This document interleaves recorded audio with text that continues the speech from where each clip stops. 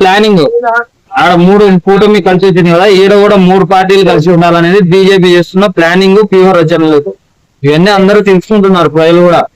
ఆడొచ్చి 3 పార్టీలు చేసింది ఏం లేదు, మళ్ళీ ఈడ 3 పార్టీలు వచ్చి వీళ్ళు అల్లకల్లోలం అయిపోతారు అని చెప్పి తెలంగాణ ప్రజలు కూడా భయపడుతున్నారు. AP deputy CM Pawan Kalyan అదే ఆయన తెలంగాణ సీఎం కావాలనుకుంటున్నాడు. ఆయన అన్నారు కదా దిక్కులేదు మాకు ఏపీలో. ఆయన అన్నాడు ఏపీలో దిక్కులేదు కాబట్టి తెలంగాణలో సీఎం కావాలనుకుంటున్నాడు. బీజేపీలు బాగా పవన్ కళ్యాణ్ లేపుతున్నారు జాకీలు పెట్టి, పవన్ నువ్వే సీఎం ఈడ తెలంగాణలో అని చెప్పి. అందుకు ఇక్కడ తెలంగాణలో పార్టీ పెట్టాలని.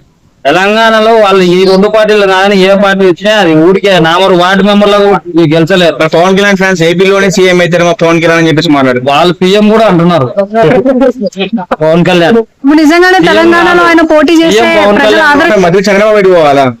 పీఎం అవ్వాలంటే చంద్రబాబు కాదు, చంద్రబాబు నాయుడు. అదే చెప్తున్నా కదా, వీళ్ళందరూ ప్రజలకు ఆలోచనలు, ప్రజల మీద దృష్టి పెట్టాలి. ఇంతసేపు కూడా పక్క రాష్ట్రాలు ఆడ సమస్యలు ఎన్ని హామీలు